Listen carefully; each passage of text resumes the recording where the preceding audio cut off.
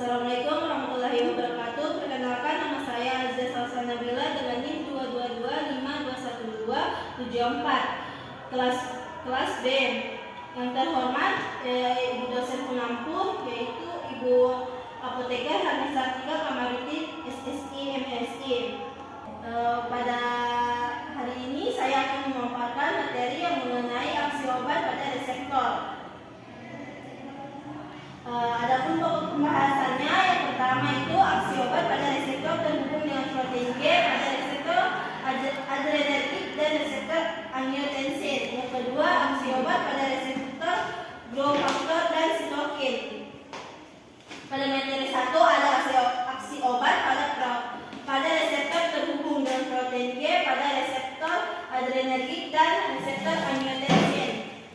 Reseptor adrenergik dan reseptor angiotensin merupakan contoh reseptor yang terhubung dengan protein G. Protein G merupakan protein yang berperan dalam produksi sinyal, yaitu proses pengubahan sinyal ekstraseluler menjadi sinyal intraseluler. Obat yang bekerja pada reseptor adrenergik dan reseptor angiotensin umumnya berinteraksi melalui mekanisme yang melibatkan reseptor terhubung dengan protein G, yaitu G protein kompleks reseptor atau GPCR. Obat-obat yang bekerja pada reseptor ini dapat memiliki berbagai mekanisme aksi yang dapat diklasifikasikan sebagai agonis, antagonis, atau modulator. Aksi obat pada reseptor terhubung dengan protein G pada reseptor adrenergik. Reseptor adrenergik adalah jenis reseptor GPCR yang berinteraksi dengan katekolamin seperti adrenalin dan noradrenalin. Ada dua jenis utama reseptor adrenergik, yaitu ada alfa dan beta, yang masing-masing terbagi lagi menjadi subtipe seperti alfa 1, alfa 2, beta 1, beta 2, dan beta 3. Bisa dilihat pada alfa 1 adrenergik reseptor, yaitu terkait dengan protein GQ. Aktivitas protein ini adalah agonis seperti phenylephrine meningkatkan fosfolipase C atau PLC yang mengubah fosfatidilinositol 45 bisfosfat atau PIP2 menjadi inositol trisfosfat atau IP3 dan diasilgliserol atau DAG. IP3 menyebabkan pelepasan kalsium dari retikulum endoplasma, sementara DAG mengaktifkan protein kinase C atau PKC yang mengarah pada berbagai efek seluler termasuk kontraksi autopolos. Alfa 2 adrenergik reseptor terkait dengan protein GI. Aktivitas mengurangi aktivitas adenilat siklase, menurunkan konsentrasi siklik AMP atau CAMP yang biasanya mengurangi pelepasan neurotransmitter. Selanjutnya ada beta adrenergic reseptor beta 1, beta 2, dan beta 3 terkait dengan protein GS. Aktivitas meningkatkan adenilat siklase yang meningkatkan CAMP dari ATP. CAMP kemudian mengaktifkan protein kinase A atau PKA yang dapat memfosforilasi berbagai target protein, menyebabkan efek seperti peningkatan kontraksi jantung atau beta alfa, relaksasi otot polus corpus atau beta 2, dan lipolisis atau beta 3. Selanjutnya reseptor adrenergik. Yang pertama itu ada agonis, meningkatkan dan mengaktifkan reseptor adrenergik, menghirup efek alami dari neurotransmitter norepinefrin dan epinefrin. Contoh bahannya itu isoproterenol.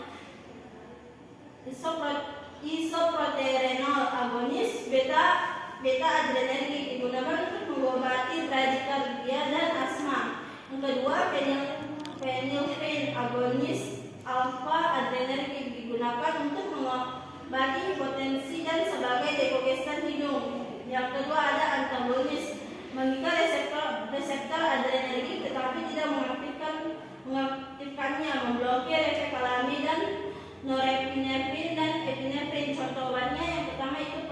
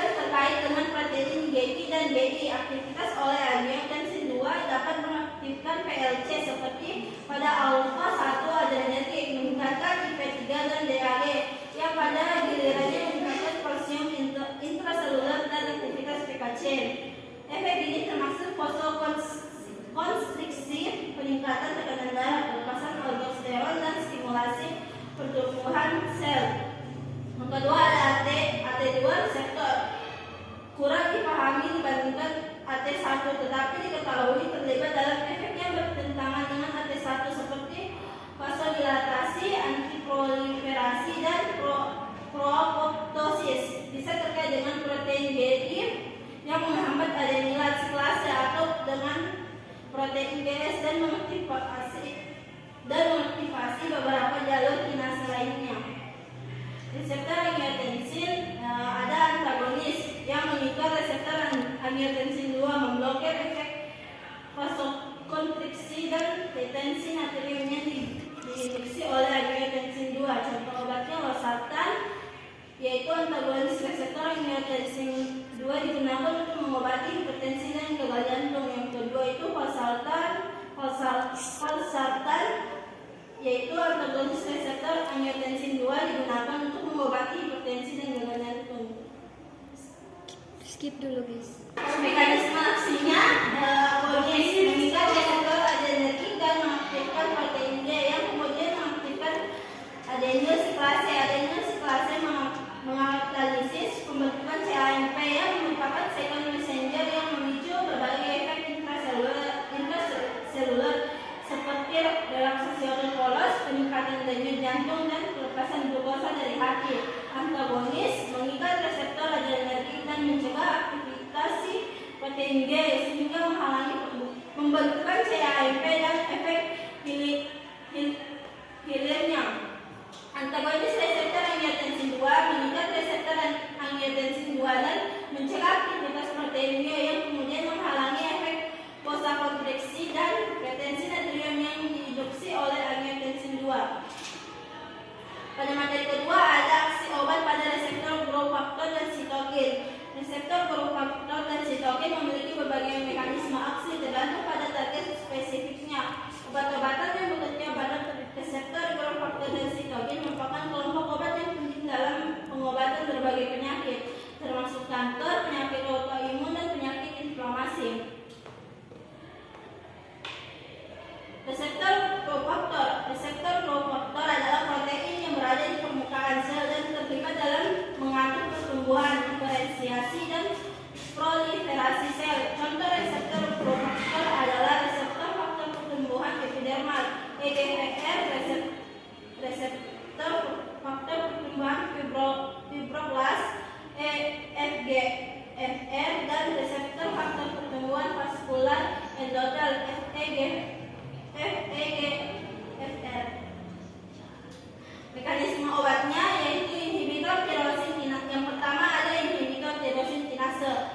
Obat seperti gefitinib dan erlotinib bekerja dengan menghambat aktivitas tirosin kinase pada reseptor growth factor. Tirosin kinase adalah enzim yang mengaktifkan sinyal pertumbuhan sel ketika reseptor diaktifkan oleh ligannya.